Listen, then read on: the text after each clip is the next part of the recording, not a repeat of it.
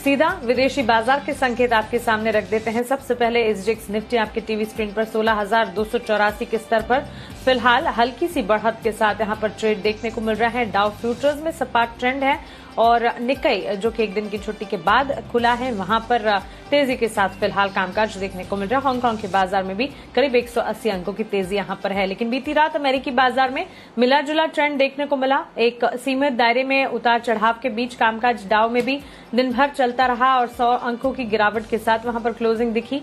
हल्की सी बढ़त नैस्डैक में रही, लेकिन विदेशी बाजार में कौन से संकेत हैं जो अहम है, कौन से ट्रिगर्स हैं जिस पर आपको नजर रखनी है, क्या कुछ अहम है, सब कुछ दीपांशु भंडारी से जान लेते हैं। दीपांशु, आज विदेशी बाजार के संकेत मिले जुले कहीं या फिर सुस्ती भरे?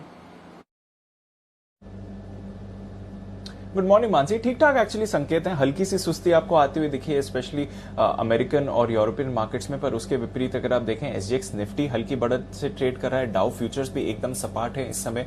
जापान एक दिन की छुट्टी के बाद खुला है, 1% ऊपर है और बाकी के एशिया बाजारों में भी ठीक ठाक ही कारोबार आपको होते हुए दिख रहा है। एक्चुअली कल शाम को भी अगर आप देखें तो अमेरिकी बाजारों में कुछ ज्यादा खास नहीं हुआ, एक बहुत ही सीमित दायरे में कारोबार होते हुए और हमने मिली जुली क्लोजिंग देखी।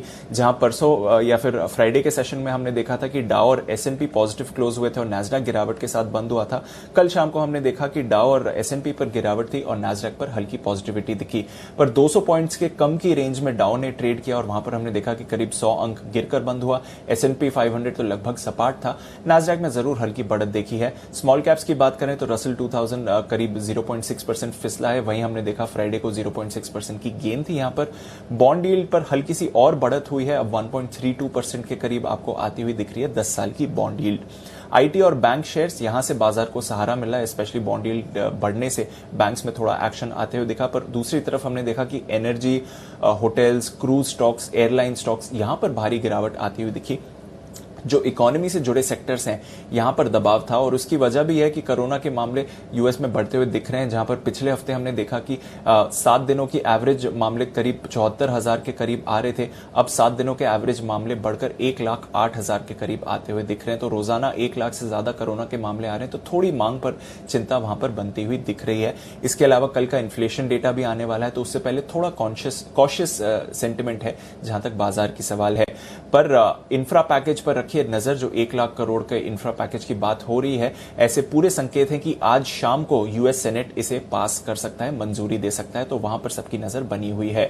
यूरोप में देखें तो मिला जुला एक्शन आपको आते हुए दिखा, पर कच्चे तेल में एक बार फिर से भारी गिरावट थी। जब भारतीय बाजार भी ट्रेड कर रहे थे तो हमने देखा था कि कच्चे तेल काफी तेजी से गिर रहा था और कल इंट्राडे में तो ब्रेंट $67 तक जाते हुए दिखा, वहीं WTI $65 तक गया है, लगभग 3 महीने के निचले स्तर को छू के वापस अब रिकवरी के भी आसार आ रहे हैं। $69 पर वापस ब्रेंट आते हुए दिखा है, पर यहां पर आप रखिए नजर, काफी तेज उतार चढ़ाव हो रहा है। इसके अलावा सोने पर दबाव है, 4 महीने के निचले स्तर पर है और डॉलर में आपने मजबूती देखी है।